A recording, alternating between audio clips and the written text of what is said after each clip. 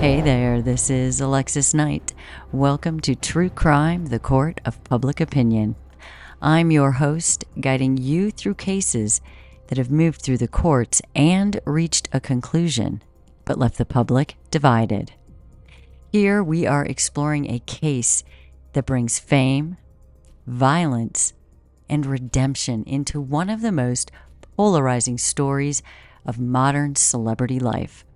It's a case that begs the question, can society forgive? And should it? Now, imagine this. You're a rising star in the music industry with chart-topping hits, a loyal fan base, and a future as bright as anyone could dream. You're in a high-profile relationship, and the media can't get enough. To everyone looking in, it seems like you are living a dream. Then one night, everything takes a sudden, violent turn. A highly publicized incident leaves fans, the media, and the world in shock. The question quickly becomes, can the world, or even you yourself, move past this one? For this episode's case, we're going to dive into the story of Chris Brown, a singer, a songwriter, and performer who achieved incredible success at a young age.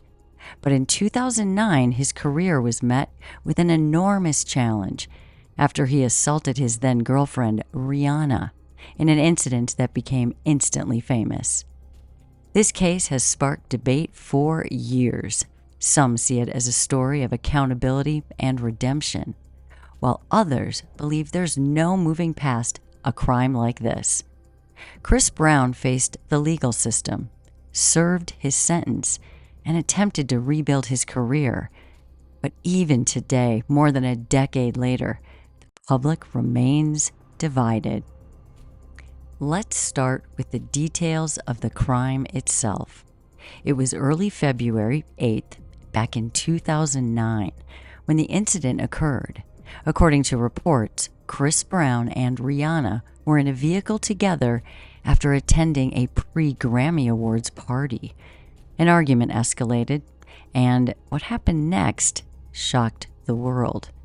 Brown physically assaulted Rihanna, leaving her with physical injuries. Photos released after the incident showed her bruised and swollen face, evidence of the violent altercation. This case became a focal point for discussions on domestic violence, especially involving public figures, and it raised questions about fame, forgiveness, and what justice means in cases like this. Brown was charged with felony assault and making criminal threats. The court system quickly took over, and Brown, only 19 at the time, faced significant media scrutiny and public backlash. Ultimately, he accepted a plea deal that included community service, counseling, and probation, which allowed him to avoid prison time. But while the legal proceedings reached a conclusion, the public's perception of Brown was forever changed. This incident not only impacted his career and personal life, but also became a broader symbol in the conversation around accountability for violence. When we talk about Chris Brown's case, the question goes beyond a single act of violence. It taps into a deeper issue: how society views justice when fame is involved. Chris Brown's 2009 assault on Rihanna wasn't just a high-profile case. It became a landmark moment that revealed how we as a society respond to serious crimes committed by celebrities. The questions are big and complicated. How does fame impact accountability? And should public figures be given the same chances to rebuild their lives as anybody else? Chris Brown wasn't just another young man when this happened. He was a global superstar with a promising future. And to his fans, he was a singer, a dancer, a performer who had climbed to fame on the strength of his talent. But to others, he quickly became a symbol of something darker, a man who, despite his youth and talent, committed an act of violence that could not be ignored. Public opinion split, and a debate began. How could someone with so much going for them make a decision so terrible? And more importantly, what should be the response from the legal system and from the public? When Brown pleaded guilty to felony assault, the justice system responded with a sentence that some saw as lenient and others saw as appropriate for a first offense. He received probation, community service, and counseling, which allowed him to avoid that jail time. And for some, this was an opportunity for him to reflect and learn and grow. But for others, this plea deal looked like a free pass. Why wasn't a serious act of violence met with prison time? Was this celebrity privilege in action? The court's ruling marked the beginning of a complex journey for Brown. His career took a hit, but he didn't vanish from public eye. He continued to release music and perform, but with every step, he faced a new wave of judgment. Fans debated whether to support him. Critics condemned him, and the media covered his every move. To some, it was a story of redemption, proof that people can learn from their mistakes and change. And to others, it was a glaring example of how fame can protect someone from the full weight of accountability. So the question looms: should we accept that someone who commits a serious crime can make amends and move on? Or does the severity of the crime demand lasting consequences, especially for public figures? Well, as the public weighed in on Chris Brown's case, opinions varied widely. To some, the outcome was appropriate. A young man made a horrible mistake, faced legal consequences, and then committed to rehabilitation.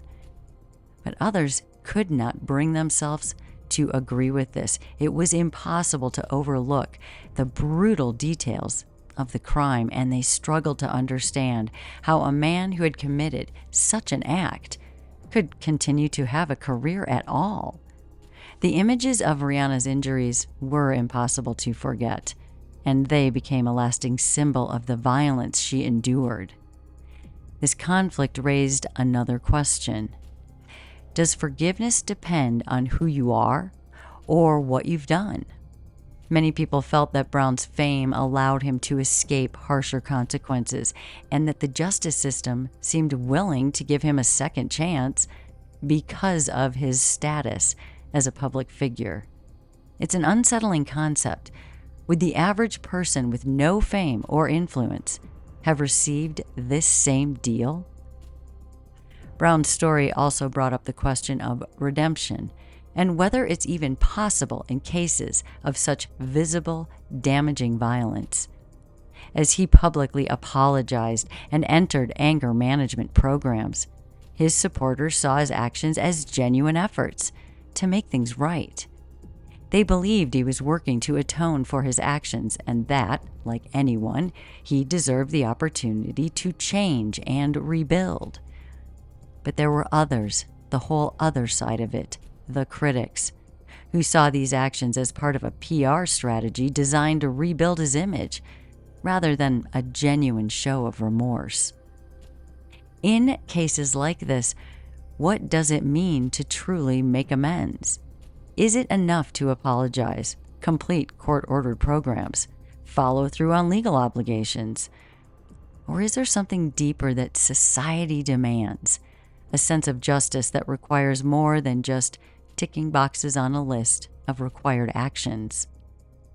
Brown continued to make headlines, and with every new release or public appearance, the divide among the public grew. His fans continued to stand by him, pointing to his talent and his journey since that night in 2009. They argued that he had shown resilience and growth, and that he had learned from his mistakes, and that holding on to his past actions would prevent him from moving forward. But he still had those critics, and they remained steadfast, and they were asking, how much can you overlook in the name of talent?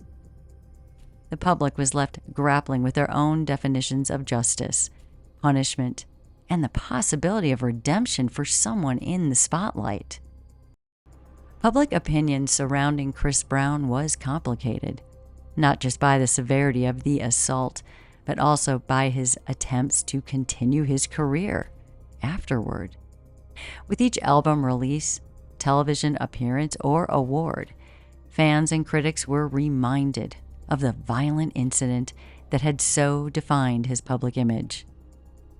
While some saw these successes as proof of his resilience and ability to move forward, others saw them as an insult, a reminder of a justice system that, in their eyes, had failed to deliver an adequate punishment. This split perspective reveals a deeper societal question. What role does public opinion play in someone's redemption, especially when that person is a public figure? Chris Brown's career continued to flourish despite his conviction, and some argued that his success reflected a public willingness to overlook his past. In the eyes of some fans, he was a changed man, a talented artist whose private struggles did not diminish his music. But for others, every hit song and award became a reminder of the violence he had inflicted on another person. They questioned whether society was too quick to separate the artist from the actions, and if forgiving Brown meant ignoring the harm he had caused. Brown himself often spoke about his attempts to grow and his desire to leave the past behind. Public statements, interviews, and social media posts highlighted his journey of introspection and learning. But the question remained: could he truly leave his past behind when the world continued to hold it against him? For some, his efforts to move forward seemed sincere, a reflection of someone who had faced the consequences and was attempting to rebuild. Yet for others, this public display felt more like an image overhaul, a calculated effort to regain the public's favor without truly grappling with the impact of his actions. This leads us to an even bigger question. Is redemption ever truly achievable in the public eye? With social media, constant media coverage, and a culture that follows celebrities closely, it's nearly impossible for anyone, especially a public figure like Brown, to completely escape past mistakes. For Brown, the fallout from the incident followed him into every aspect of his life and his career, and every new action he took was examined under a microscope. His case raises the uncomfortable question of whether a public figure's mistakes should define them indefinitely, or if at some point they should be given the chance to grow without being tethered to their past.